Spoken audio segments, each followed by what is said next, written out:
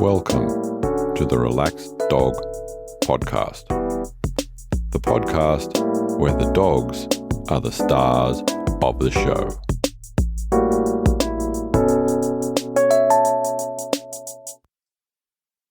Welcome to the Relaxed Dog Podcast, sponsored by therelaxeddog.com. Thank you for listening. I am your host, Robert Ober, and I hope that you and your dog are well. This week, we've made episode 25, and we'll be talking to Sarah Dixon about her Siberian Husky Maui. But first, in Toronto, a townhouse condominium development in Vaughan is pet friendly, but it's compulsory that your dog has a DNA test. And this is to ensure that your dog does not leave any surprises in areas where they shouldn't. And I have heard of several other places doing that, so it looks like that might be becoming a thing. The most popular answer to I can't believe my dog ate for August was Nala, and she fished out the dead baby possum out of a bucket full of water. So this month, the September entries for I can't believe my dog ate are Archer and the plastic light fitting, Fergus and the Lucerne pellets, Pebbles and the plastic satchel from the tray of chicken, Iko, who only ate his dog food, he was a good boy, and Eddie, who likes to eat rabbit poo. So if you want to if you want to vote for any of those, jump onto the Facebook group. Now, I feel a little awkward talking about this, and it has taken me a couple of takes, but I have purchased a nice piece of equipment to help me record a little bit better, a Rodecaster Pro, and it doesn't quite know what I did spend on it, but it is nice. So I have set up a page on a platform called Ko-fi, Ko-fi, the Relaxed Dog. If there is anyone that feels that they want to contribute something monetary, I think unlike a lot of other sites, I can't really give any sort of bonus material or learning material. So I'll just sort of put that out there. And if someone does, you do, and I'll be extremely grateful. But if you don't, well, I'll just carry on like normal. So that site again is Ko-fi, and then look for /the Relaxed Dog. Anyway, here's this week's interview. Welcome to the Relaxed Dog. I'm here with Sarah, and we're going to be talking about Maui. So, as per usual, could you take us back in time a little bit before Maui and lead us into the events on how you guys got together? Yeah, so she was my first real personal dog after I sort of moved away from my parents' home and was on my own. Oh, there goes the dog. And I had been kind of doing a lot of volunteer work as a trainer and sort of learning a lot about training and kind of starting some behavior modification with dogs. I was apprenticing under someone who ended up not being a very good person, but it got me into dog training and got me into being interested in that. And when I was able to, basically, I decided that I should get my own dog. And I had always wanted a Siberian Husky. And pretty much right when I bought my house and was getting ready to move in, I found an ad for one for sale kind of close to me, and that was how I found her. Oh, nice. And she was just the one-off? You didn't have any choice of litter or anything like that? No, she was 2.5 years old when I got her. The people who had her bought her as a puppy, and they also got a male, and they had planned to breed them.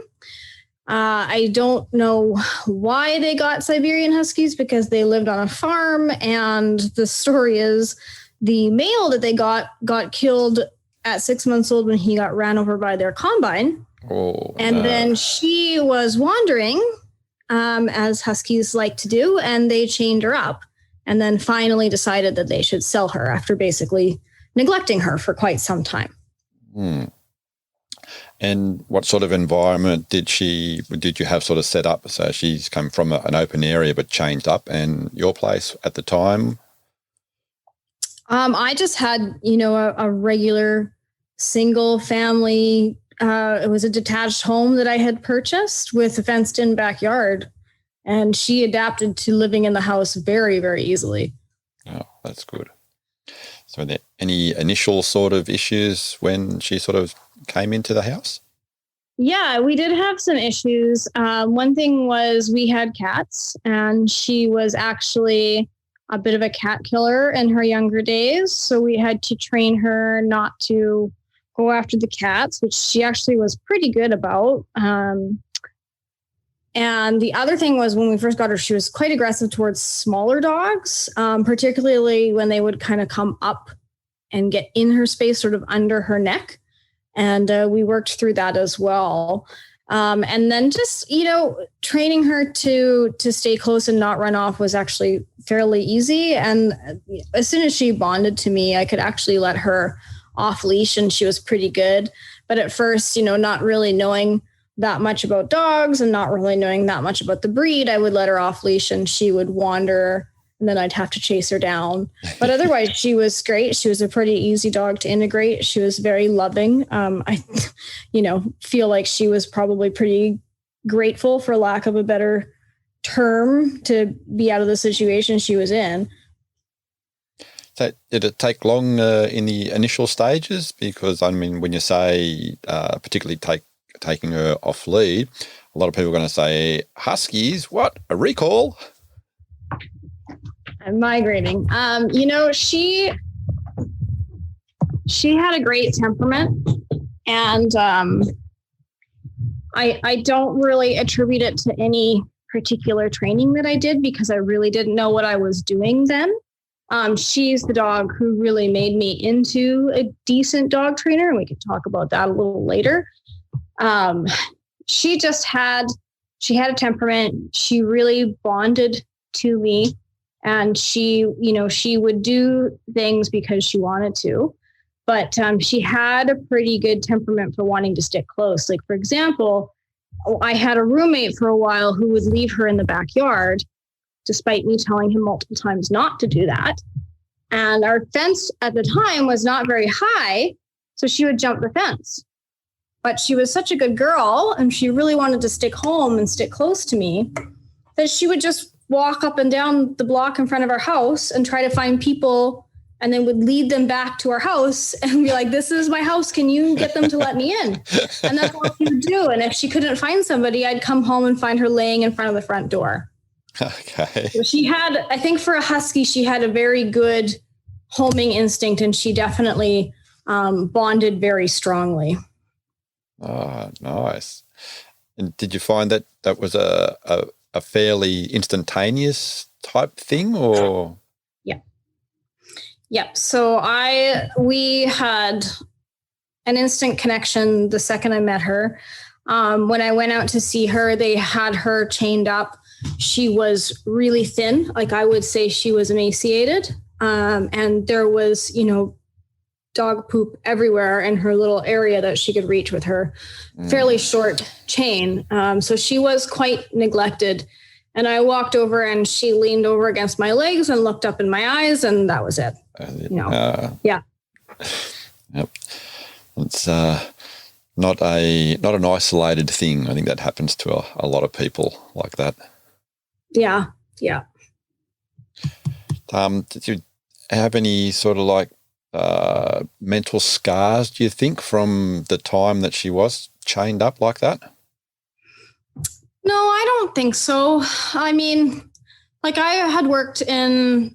had volunteered at the shelter and worked with rescue dogs enough that I had seen worse and known that people were capable of doing not very nice things to animals. So that necessarily doesn't bother me now. And, she got out of the situation and she had a good life. Unfortunately, there's other dogs that aren't as lucky. But, I still do try to work with rescues as much as I can and educate people about particularly the laws against people who abuse and neglect animals, because I think that that's a big issue, is that the laws aren't strong enough. I don't know what it's like in your country, but in Canada, it's gotten better, but people really can still do pretty horrific things to animals and really have no consequences for it. Yeah, that's sadly, I think that's in a lot of places around the world. Yeah. You mentioned that there was cats when Maui first came into your place. Yeah. Was there a lot of cats, and were there any other animals? She was my only dog at the time, but we had 4 cats. 2 of them actually I took from the farm that she was on, because they also were like, take the plethora of barn cats that we have. So I took 2 of the kittens, and I had 2 other cats. So we had 4 total in the house. My sister ended up taking one of the kittens and I kept 1. So we had 3 altogether. And I still have 3 cats now, but we also have 3 dogs now. My husband is just like, these animals just keep multiplying. I'm like, I don't know. We could have a baby. And he's like, keep getting more animals. Oh, nice. I suppose that was good that she had that initial introduction to a couple of the kittens that came with her as well. I think that. Yeah, I'm not sure that she knew them from the farm. I think on the farm she would have been probably, if she was free, she would have been more likely to chase and kill them for a couple of reasons. Like, one, she didn't really have a lot of enrichment there. So if they got close to her, she probably would engage in some predatory behavior just for something to do. But also I find like a lot of dogs really can differentiate between the cats are calm in the house, so they don't really act like prey. Mm-hmm. And, when cats are outside and they run, that can sort of stimulate that prey drive. So I always was very careful I'm careful with any dog and cats, honestly, but I was always very careful with her and the cats, and they were separated when we weren't home because I just, you never know if they get into a fight or they start ripping around, if that could kick in. And it's always a risk with dogs and cats, and especially with a dog with a history of chasing and killing barn cats. I didn't want that to happen. Yeah, I saw recently where there was a mixed household and the owners had put in a series of planks and walkways that they bolted to the walls, mm-hmm. so that the cat could get around in several rooms of the house without having to ever touch the floor, so that they could cohabitate with the dogs, and the owner could peacefully leave knowing that it's having 2 segregated areas. But that's a lot of work to do in your house if you're going to do that. I always admire people that really build the crazy cat highways. You can see in the background on my video, we've got a couple of shelves. Mm-hmm. Basically, we've just got a couple there, and we've just ordered a floor-to-ceiling cat post that has like 5 or 6 shelves on it, so they'll be able to go up that and then over. So we have a pretty good setup for the cats. We also want to build a enclosed patio so that they can go outside. Yeah, so we have plans, but I don't know if we'll ever get to the level where we'll have it all around the house. I'd love to. I think it's so cool when people do that, just for enrichment for the cats. Like, I think they would love it. we had talked about even right now we live. So I have a full business, and we actually live in an apartment that is on the upstairs in the back of the building. So we could actually like cut out holes from our living room and build a little cat track that would go around the top of the store. Oh, okay. Yeah. They could come out and you would be able to see them, and they could go around basically the roof line of the store. We had talked about doing that, but I don't know. It depends. If we're here for like 40 years, we'll probably do crazy things like that. But nice. for now, we're like, I don't know if we're going to be here that long. But we bought, it's an old church that we bought, which was before that was a funeral home. So it's kind of a neat building. And it's super convenient to have the apartment upstairs. Hello, Kitty. Sounds excellent. So going back to Maui, so she's been in your house for a couple of months. Yeah. And you're starting to get her sort of trained up. Mm-hmm. Take us down a little bit of that sort of road. Well, this is, I think, where our story starts to get interesting.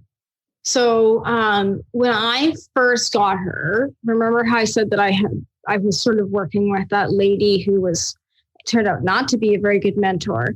So the training that she taught me, I will say it was effective but clunky. It was very much like an old school punishment dominance based training method. Mm-hmm. And it's not even like nowhere even close to like even modern balance training. There was no rewards whatsoever. It wasn't thoughtful use of pressure or correction. It was just totally over pressuring, over correcting. And so I just thought that was what you did. And that's how I worked with dogs. And, like I worked with dogs through some behavior issues and it was successful. But now with the knowledge that I have, this is like 20 years later, I'm like, holy cow, like, first of all, I can't believe that worked. I can't believe I didn't get bitten a lot. And, I just could have done things a lot more sophisticatedly. So when I started training her, it was really a lot of that, like just quite forceful. Don't do this, don't do that, don't do that. And it was fine. The dog, she was well behaved, she was well behaved.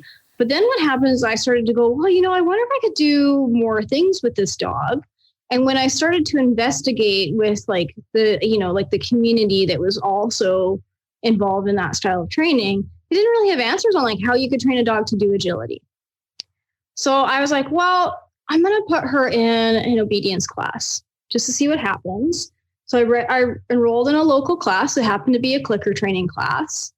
And she was absolutely amazing. She was engaged. She was so brilliant and so smart. And like she caught on to things right, like the first class, the first session, and she loved it, especially for a dog who had never had a history of that style of training. Mm-hmm. Oh my goodness. She was so whip smart at it and just, it was amazing. And so from basically that first class with her, I was totally hooked. And, we went through that class together. And the lady who taught it, her name was Donna McLaughlin. She is an amazing animal trainer. I ended up sort of mentoring under her, which was a much better situation than the previous arrangement. And, if I had started working some professional dog training at a pet store. If I had cases that were sort of out of my wheelhouse as far as knowledge, I would refer to Donna and she would let me come along and watch. And she let me come out and train her chickens and her other animals. And we did summer camps for kids, for like science summer camps.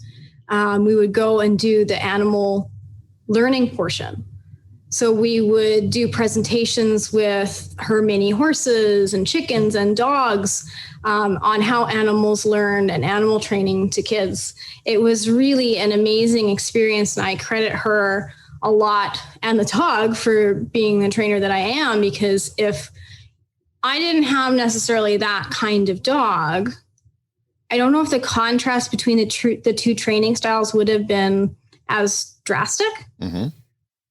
Because like she definitely accepted the previous training, but she she wasn't invested in it. And seeing her like really light up when we were doing the clicker style training, it was such a contrast. And I really got hooked on that. Whereas if I had had a dog who maybe was a little bit easier to train through the older style methods, maybe I wouldn't have noticed that much of a difference, and maybe I wouldn't have changed so much. And working with a dog who's not as easy to motivate, I think it does make you a better trainer. And that was my first personal dog. And how was Maui with, say, initially with the other dogs there at agility training? Oh, she was fine. I said she had some issues with smaller dogs. We were able to resolve that pretty quickly just by helping her realize that it wasn't a threat and that she was relaxed. Typically with other dogs, she liked to say hello. She would greet them and then she was over it. She didn't play with a lot of dogs, but she had a few dogs that she did like and initiated play with in her life. Mm-hmm. Do you have any favorite sort of dogs at that stage? No, she liked a dog that I fostered once from Mexico. And we had another husky for a while that she would play with. And then she also liked, a while later, I got her grandson, and she instantly took to him. And she tried to initiate play once with my dog Dexter, who when Dexter was a puppy, he worshiped her. He just worshiped the ground that she walked on, and she wanted nothing to do with him. And one day she tried to initiate play with him, and he was like, I don't know what to do. I don't know what to do. And she said, okay, well, that was your one chance, and I'm never going to ask you to play again. And she never did. So he screwed it up. He missed his chance. No. And that was kind of her. She was like, she liked to greet other dogs. She was never really aggressive towards other dogs other than the small dogs in the beginning. But she kind of she would give you a chance. And if you didn't take it, then too bad. She liked big males generally. And her grandson, I think she knew that he was related. And then she liked our other husky and then one foster, and that was about it. Okay. So with the agility, how far did you progress with Maui there? Well, we did end up doing some trials. And she got a couple of qualifying runs, but it wasn't super successful. It was more something that we did for fun together. She didn't really start to compete, her and I together, until she was quite a bit older. So it wasn't like I started with a 1 or 2 year old dog. Obviously she was 2.5 when I got her. And it was quite a while later in her life that we started agility. But I was able to do a lot of other stuff with her. I did a lot of obedience training with her, and she got her introductory level obedience title. And we got partway through her companion dog title before she developed some pretty bad back and hip issues. And I pulled her out of traditional obedience, and then I did rally obedience with her, which was a little bit easier on her back because she didn't have to do the long sits and the long healing patterns. Mm-hmm. I was just going to say sorry, go ahead. I was just going to say, for the people that don't quite understand the differences in those two areas, can you just briefly summarize that? Yeah. So your traditional obedience has a long healing pattern. So you will do, you'll go out and you'll heal for quite a duration of time throughout the ring while the judge watches you and calls a pattern. And you also have to do at the beginning level a full 1 minute sit stay and a 3 minute down stay, which was fine. But the 1 minute sit stay got to be difficult for her.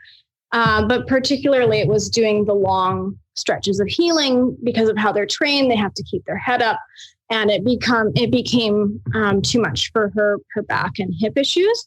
But when you're in the rally obedience, it's a lot more quicker paced. So you'll tend to heal a couple steps, and then you'll do a sit, and then you'll heal a little bit, and then you'll kind of turn, and then you'll do a sit or a down. So it's much easier for a dog that has physical limitations to do that sport. And she was a wonderful rally obedience dog. She blazed through her first level of titles and graduated with, she got her, what do we call it? It's a rally. I think it was the rally novice, and she basically got such high grades that she got like an extra distinguishment with that, but I can't remember what it was called. I'd have to look at her titles. Oh, nice. And then she had deteriorated to the point where I decided not to do that with her anymore either. But she also had several trick titles, and she was a certified therapy dog. What else did we do? We also did some dog sledding, ski racing together. So we did a lot of stuff. Is it ski touring, isn't it? Yes. Yep. Yes. And she wasn't so keen on that. She's figured that I should be pulling the sled, but she tried it anyways. Okay, nice. So a well-rounded sports sort of, not career, but hobby sports. Yeah. And yeah, we did a lot of stuff. Some to a professional stage. For a breed that is traditionally difficult to train, she was a very amazing introductory professional training dog, because she was a dog who I had when I started training professionally and who got me really interested in that. And it wasn't until I put that first level obedience title on her that I was like willing to take paid clients. At that point, I was like, okay, I actually do know how to train a dog to do basic skills. I think that I can start to take people's money. So we did that together, and a whole bunch of other stuff. Like, it's like, let's just see what we can do. Let's have fun. As long as you enjoy it, I will do it with you. And we learned a lot of stuff together. So you're saying that sort of Maui's you're accrediting her for basically your career path. Yeah, I think so, because like I said before, I don't know if I would have gotten into the style of training that I do, and I don't think I would have been as good of a trainer, like just mechanical skills. And one of the things with Huskies is they won't do things if they don't feel like it's worth it. So first of all, you have to really have a good relationship with them. They have to want to do it for you, but you also have to really learn how to use rewards-based training. Like, she would not do things for you if she didn't think it was fair. So it wasn't so much as you have to get over the idea of that you're bribing the dog, because it wasn't. It really is more like you're building behavior through successive approximations and rewarding them. But, she wouldn't do things like, when I tried to start training her in sports, she did not respond at all to training if you tried to be like, we're going to do it this way. It had to be fun for her. It had to be a team exercise, and it needed to be worth it for her. And it wasn't just about treats. Like, I had to be engaged. So there had to be that part of me in it too. And if at any point she felt like I wasn't having the right attitude, if I started to take it too seriously, she'd be like, we're done. So she was very good at training me to not even just mechanical skills and how to do training, but how to keep a positive attitude. Excellent. Yep. Yes. So we're doing this for fun. And if you notice that you're getting too stressed out, that's it. Yeah. If you start to get cranky to me, I won't do it. It has to be, you have to have your attitude right, lady. So tell us a bit how you got the idea to put her into therapy work. That was after we had moved back to British Columbia. When I got her, I was living in Alberta, which is another province in Canada. And after we moved back here, the lady that I was doing agility with was also, she certified therapy dogs for St. John's Ambulance. And I just thought, well, what the heck? She likes people. She's not really scared of anything in the environment or wheelchairs or anything like that. But I thought maybe that's something that she could do as she got older. And she did pass her certification. We didn't do much actual therapy work, but what we did, she really enjoyed. It just wasn't something that I could really dedicate a lot of time to, unfortunately. Mm-hmm. But she was a really neat dog in that she had a way of making people love her. She was, I would say, the only dog that I've had that has really, my entire family has really bonded to. Like my other dogs are very much mine, but they're just sometimes they're a little bit more difficult to handle. So they're not as easy to be like, oh, mom and dad, take care of this dog. So she was a dog that really my whole family bonded quite strongly to. And like we had friends who would take care of her as well. And they bonded quite strongly to her, like she was an extension of their family.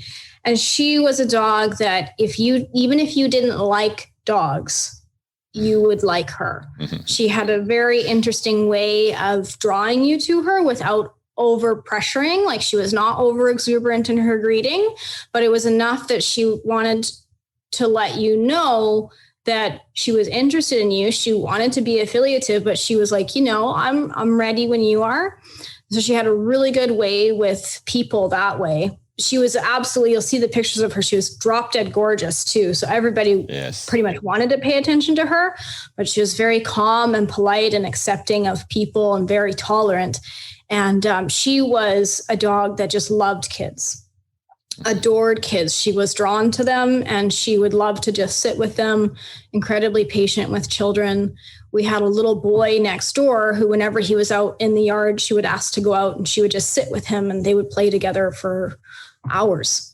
As a dog that makes me almost wish that I had children. But my husband and I don't want to have kids, which is why we have 3 dogs and 3 cats so that I can fulfill my maternal instincts. But she almost makes me wish that I had kids because she was so naturally good with them. Oh, nice. So when she was growing up, having that sort of bit of a calm nature, did you have any particular favourite games and things like that she liked to play? She liked to do anything that involved her getting food, basically. So I think that's part of why she liked training is it was a good mental challenge for her. But she also got snacks out of it. But as far as games, she wasn't really a dog that played with toys a lot. Or anything like that. She enjoyed her snacks. She enjoyed her people. She loved going on adventures. And thankfully, like I said, she was pretty good off leash, so I could take her off leash in big open areas. And that was sort of her main loves is her people, her food. She enjoyed training, but she enjoyed doing things with me. Also, if they involved snacks, that was a bonus. But you can't blame her for that. I like to do things more if there's snacks involved too. So, so you said big open areas. What about trail hiking and stuff like that? Oh yeah. Like that's one of the nice things about, where I lived in Alberta, I was living in a town called Lethbridge, which is about 100,000 people. So it's not huge. But we lived very close to the river valley. And so there was acres of trails that we could go and walk on right by my house, which is great. Where we live now is fairly rural. Like I'm in a small city. It's about 8,000 to 9,000 people in the mountains. And then there's another small city about 15 or 20 minutes away. That's maybe 10 or 11,000. And there's a couple small cities like that. And then a bunch of rural, smaller communities surrounding it. So we have enough population to sustain our business, but there's so much open area here that you can just go out and explore with the dogs and you never even see another person. It's amazing. Nice. Especially after Maui wasn't with us, but we were in New York for 3 years and just moved back last year. And the contrast of living in the city and then coming back here, I'm just like, oh, I appreciate this so much. And it's so good for the dogs.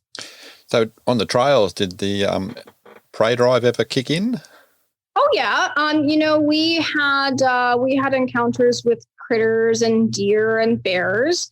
But by that time, that was when I knew actually how to do a little bit more sophisticated training. So I had actually really conditioned a good cue for come when called, and I could call her back off of pretty much everything. So she never, I don't think, caught or killed anything. But that's not true. When I first had her, she used to go find, she used to find birds in the grass and she would flush them out of the grass and then she would leap up into the air and catch them. But then as she got older, she couldn't leap up that high. But one time I was walking her with my mom and there was a pigeon that was injured. And she got it and she ate it in front of my mother, which horrified her. It's kind of funny. And I was like, no, whatever. And then the other thing that she used to get into when she was younger, when we lived in Alberta, is they would, this is when I had the other husky, they would find nests of like little baby mice or voles or whatever they were when they were still like tiny and helpless and pink. And she would grab them and kill them and fling them out. And the male husky that I had would eat them. And that was their routine. She didn't want to eat them. She just liked to kill them, which is kind of also horrifying. But if you aren't really a dog person, you got to understand that sometimes dogs do horrible things that disgust people. And that's just part of what dogs do. That's all right. Plenty of people do horrible things that are disgusting as well. But as she got older, she didn't too much get into the animals because she was, I think, probably too slow to catch them. And she listened better. And it was more out in BC here. It's more bigger animals like deer and things like that. And then in Alberta, she would find little mice and birds in the grasses and things like that. And okay. That's what she would dispatch. You mentioned bear. Can you? So we haven't run into bears too many times, but there was once when I was walking her and Nick, her grandson, who we had at the time. And I think I might have had Dexter and a dog that we were babysitting, one of our clients. And we came up around the corner and I saw a bear cub go up the tree. And with bears, if you see a cub and not the mom, you want to be really concerned because they're generally, we have usually black and brown bears around here. They're very scared of people. It's extremely rare for them to be aggressive towards people. They tend to run away. So we saw, but if you see a cub and no mom, the moms can be quite protective of the cubs. Mm-hmm. And that's typically when you'll have issues with bears. So we saw the bear go up the tree and I just said, dogs, come. And they, all four of them turned on a dime and came right back to me and we left. But that's really the only time we've seen a bear. There was one time where we were hiking up the back of the mountain that's the ski hill in another local neighboring, very close by town, Rossland. And my Aussie, who I still have now, Brew, he ran into a bush and we didn't see it, but very likely he ran right into a bear. We heard a big growl and the bush shook quite a bit. And he turned around like he had, obviously ran into a giant bear and he was quite terrified. But we used to have them go through our yard quite a bit in the house that we were in. And Maui always let us know she wasn't a dog that barked very much, but she had a very specific bark if she smelled a bear. So she would always let us know. She would go out and you'd see her nose go up in the air and then she'd go bark, bark. And that was her bear bark. The funny thing with her is she started to notice that the other dogs would come and check it out if she did that. So what she started to do is if I'd given them all treats, say bones to chew on, and she finished hers first, she would go over to the window and bark. So the boys would come over and see what she was barking at, and then she would go steal their stuff. But she was very, very, very smart. Oh, buddy, are you okay? Good big sneezes. She was very, very, very smart. And also one of the brightest dogs I've seen as far as learning from observation. Like I never taught her that. She just happened to notice that when she would bark, the boys would come and see what was going on, and she used that to her advantage. But she also watched me once train Dexter when we were doing the Karen Pryor Academy program. She watched me train him to get into a big cardboard box and lay down. And that's a fairly complicated behavior. Like there's multiple parts to that. It's something that can take a lot of time to train a dog. You usually have to teach it in several pieces. And anyways, I finished training him and I had this little reward session and ended it and sent him off. She had been laying on her dog bed as I asked her to, watching the whole time. And as soon as I said, okay, Maui, you can get up now, she walked over to the box, trotted in and laid down and said, where's my cookie? Very, very nice. Watched the whole thing, saw what he was doing, saw that he was getting snacks and was like, I can do that. And dogs typically are not very good at learning that way. It's very, very interesting. Cats, interestingly, are quite good at learning observationally, but dogs no. But yeah, she watched him do that potentially quite complex behavior and then just did it. She also taught herself to ring bells to go outside because we had a foster dog that we taught to do that. And she was like, okay, I'll do that. She's very, very smart. Oh, very, very nice. Yeah. Did she have any other like particular mannerisms that were sort of like just, that's Maui? Yeah. I mean, she was a character, right? It's one thing I miss about the Huskies. They were kind of a bit of a pain and not the easiest dogs all the time, but they have really cool personalities. She liked to talk quite a bit. Mm-hmm. So she would talk at you and she would tell you her feelings, and she howled. So she's taught my two current dogs how to howl. They're not Huskies, but they know how to howl, so we can get them going, and we would all howl together. So she taught the other dogs how to howl. She used to do this thing, particularly to my mother and my one sister, because I think she knew she could get away with it with them, where if they were, say, sitting on the couch or a chair working on their laptop, if she wanted attention, she would sneak up behind the laptop and then bark at them and scare the crap out of them. And if that didn't work to get them to stop, she would just slam the laptop shut and say, no, you have to pay attention to me. But she liked to scare them. And she really only did it to my mom and my sister, Jessica. She wouldn't really do it to myself or my husband. But she did it to my mom and my sister. And if it didn't work, she would slam the laptop shut. But she would come over and talk at you, and she would nose at whatever you were working on if she needed attention. As she got older, she got very into begging for food, because we follow the old dog rules in our house, where when you get old, you don't have any rules, which means you can do things that you're not allowed to do when you're 4 or 5, when you're 10 plus. So she got very rude, and of course got reinforced for it, because we were like, here, have some nachos. So she got pretty much whatever she wanted. And so she would come over and yap at you while you were eating. And yeah, she also got a little bit of sundowners as she got older. And I think she got a little bit kind of crazy in the evenings, and she would, I think, forget that you fed her supper and start asking for supper again. Mm-hmm. But she was just a very funny dog. The one thing that really sticks out to me is her stalking and scaring my mom and my sister. Nice. Did you have, even going back when she was younger, were there any off-limits places in the house? Or was No, the only thing is, like, she was always really great in the house. She never destroyed anything. She never chewed anything. But like I said, she was 2.5. So I think she was sort of out of that puppy chewing phase, but she'd never been in the house. They'd never had her in the house. So it was really cool because she never had an accident. I don't know if she just was like, I go to the bathroom outside.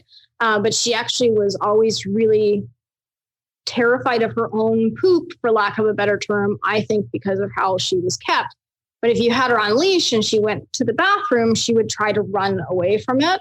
So she liked that we had a big yard where she could sort of go to the bathroom and get away from it. But she never went to the bathroom in the house. She never chewed anything. She was impeccably well behaved. So she always had full reign of the house. The only thing was, like I said, for a while, the dogs and the cats were separated when we weren't home. But no, she was very easy. There was a time where we did restrict her access to coming up on the furniture. And the main reason was she would not get off. For us, if we asked her to, she'd be taking up the entire sofa. So that was the consequence. So, you don't get access to the couch at all then.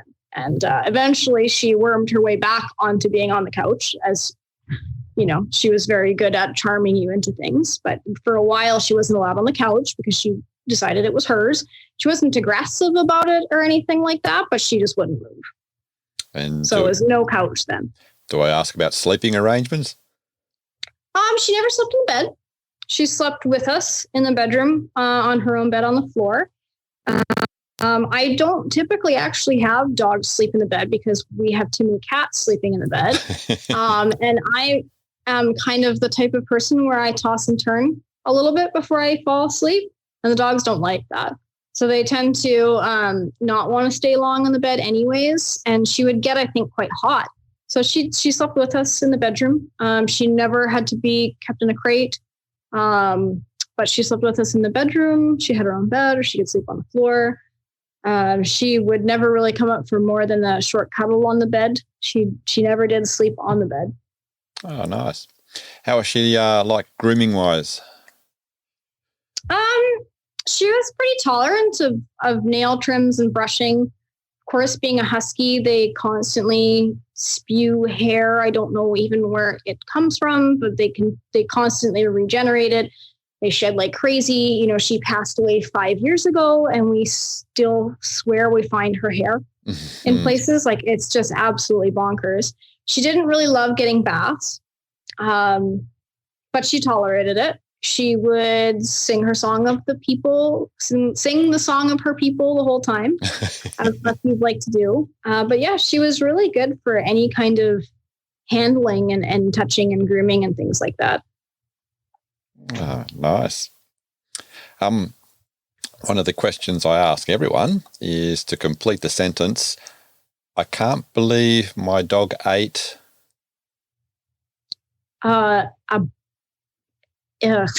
Sorry, my brain stopped working there for a second. I was going to say a disabled pigeon. I mean, that's got to be the most ridiculous, shocking thing she ever ate. She actually was really good about not, again, she was great in the house. She was really good about not eating our stuff. But when she was upset with you for whatever reason, she would open the cupboards and take things out of the cupboards and put them on her bed. But she'd never eat it. She'd like take the bag of crackers out of the box.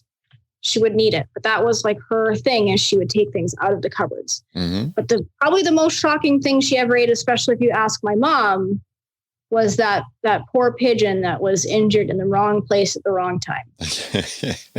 Nice. I can relate to that. Our dog, Marley, she sometimes, I think it's just the attention thinking, every now and then she'll just go and grab something that she knows she's not supposed to have. It could even be like a loaf of bread or something, and then pick it up carefully, not puncture the packet or anything, and bring it over and say, well, I've picked this up. Now you have to interact with me. Right? Yes. Now you have to pay attention to me. I know you're going to care about this loaf of bread. So yeah. I'm sure that's a very effective strategy for her as well. Very nice. Did she have any sort of like other weird habits or anything like that? You know, like I said, she was a husky, so she was quirky, but there is a story that's in my head that I would like to tell about her. That is kind of like just a weird habit. So when she was, I believe she was 13, I think it was her last summer that we had her, because she passed away just a couple of weeks before she turned 14. We ended up we went camping with some family in Penticton, BC, and she came along with us, just her.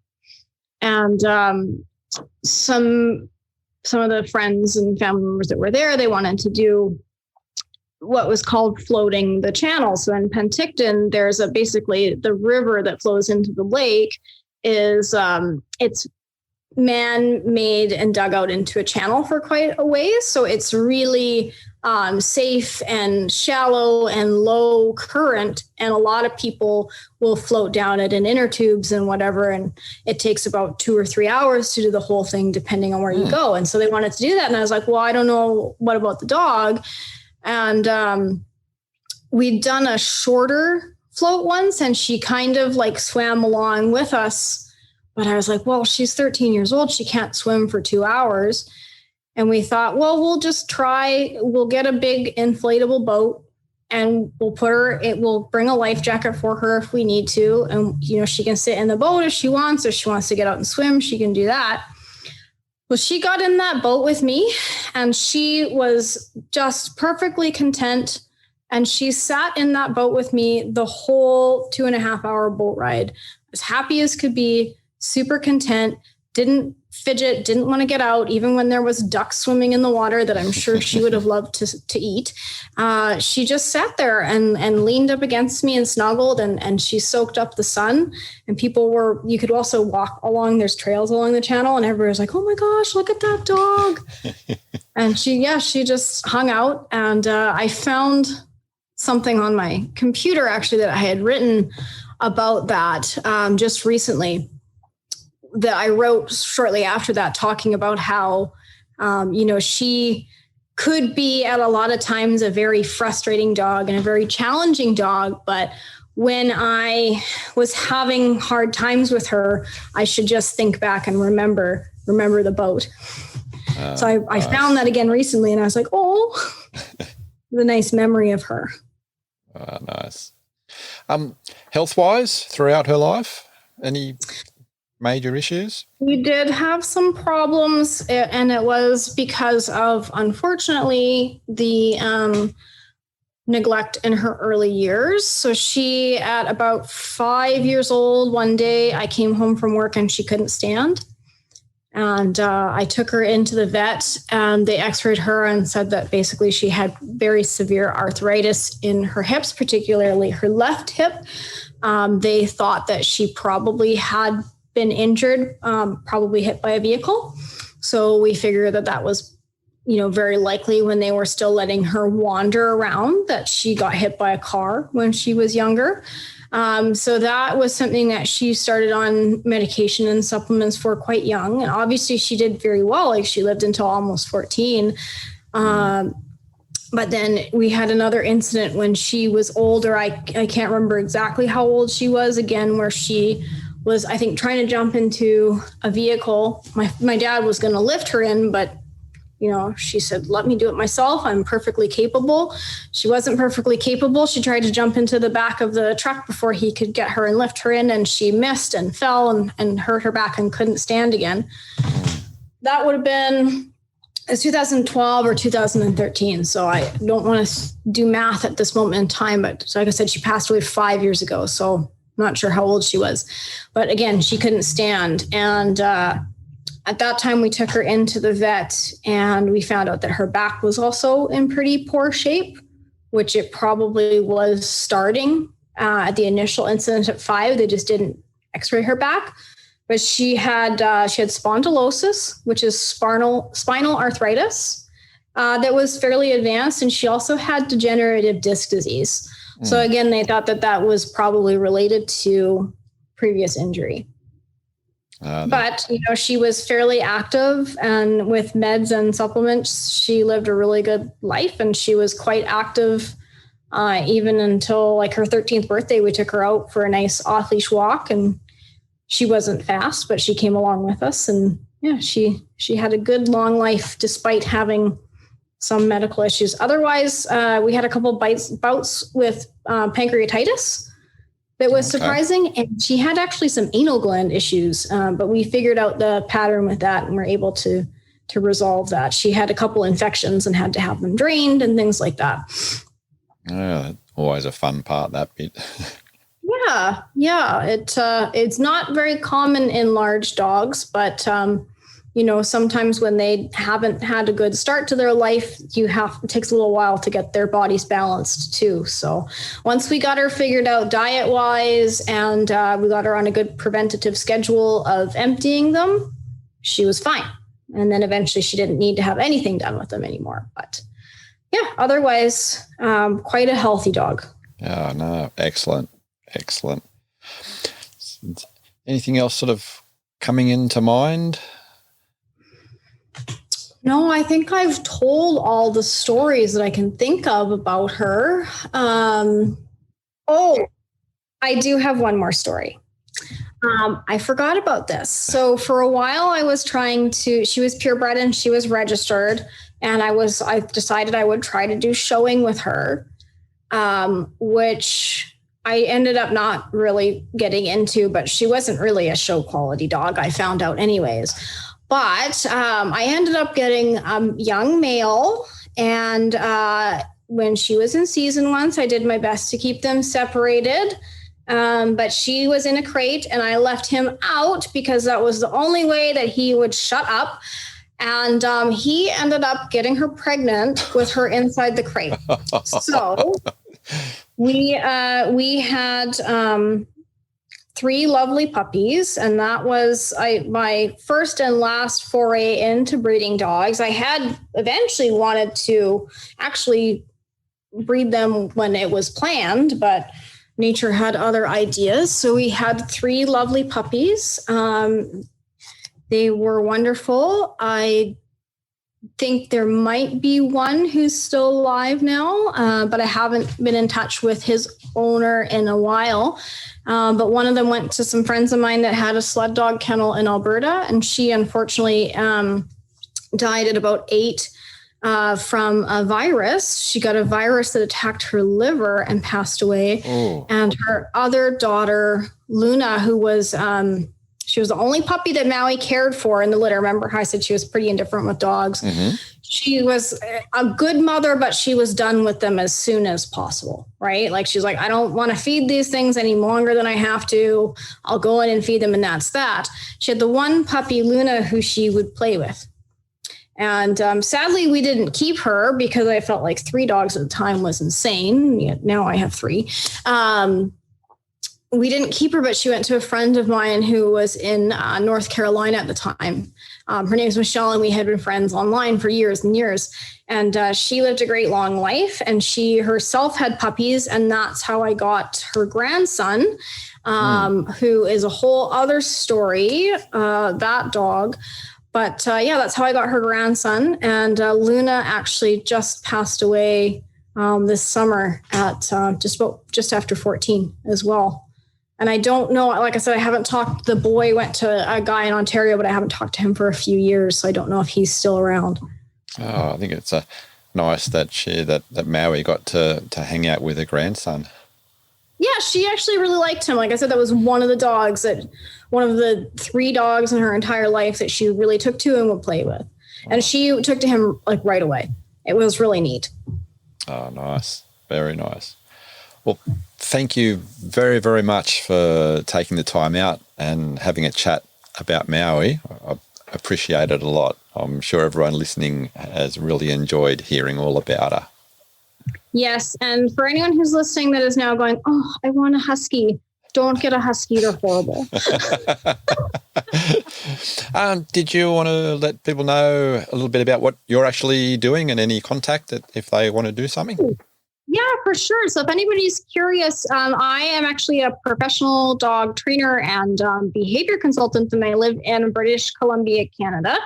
So if you want to take a look at what we do, I have a couple of businesses that you can look at. The most active one, kind of what my husband and I are dedicating most of our time to right now, is our business, which is called Barks and Recreation. So you can find us on Facebook. We're the one in Trail, BC. There's a few others, but we're really active on social media. We do doggy daycare. We do training. So there's lots of really cool photos and videos that we post, as well as my husband's really good at posting a lot of funny memes and videos and things like that. So you can definitely check out Barks and Recreation. I also have another sort of subsidiary business that I'm not as active with, but it's called Odyssey Animal Behavior. And that is sort of like where I do more of my content that is dog training and behavior education for dog professionals. So I used to teach all over North America, but now with COVID, I'm just doing online stuff. So I do online classes and webinars and things like that for dog professionals who want to learn more about behavior problems. So I have those all listed there, and I have a separate Instagram and everything that I post all my personal dogs on. So if you want to check that out, that's probably the best places to follow on Facebook and Instagram. Excellent. And should I say anything about the resurgence of a other project that is coming back shortly with Rebecca? Oh, yes. I was like, what project? My memory is not great. Yes. So I also, I do a podcast as well, which is called Hair of the Dog. And I do that with my co-host, Rebecca Hoffman. We have been on a hiatus for quite a while because Rebecca actually moved a couple of times and my life was crazy. And she's actually kind of settled in Portland, and we're ready to start recording again. So we're going to be re-releasing. So that's called Hair of the Dog. And we talk about dog training and dog behavior. And sometimes we get guests on, and we also like to drink a nice craft beer and talk about the beers that we're drinking. So if you like craft beer, or sometimes we have cocktails and you also like dogs, it's a great time. It's educational as well as entertaining. It's sort of like the drunk history of dog training is a good way to put it. But it's very casual. And we do have a whole bunch of different really interesting guests on. So that will be coming up. We're on Facebook and everything as well. So it's called Hair of the Dog Podcast. Beer and dogs, you can't go wrong. Yeah, unless you don't like beer. And I guess there are people out there that don't drink for a lot of reasons. But that's definitely one of my guilty pleasures is a good quality craft beer. You've got to stay hydrated. That's right. Thank you very, very much again for your time, Sarah. Thank you. I enjoyed it. It was nice to just really kind of take a trip down memory lane and think about my special girl and tell everybody about her. Thank you very much for listening. I hope that you enjoyed the show. If you did, why not share it with a friend? Do you know an awesome dog and someone that wants to share that dog's story? You think they would be a good fit for the show? Let them know, give them my details, and who knows, we might get them on. Until next week, stay safe and remember, your dog is family.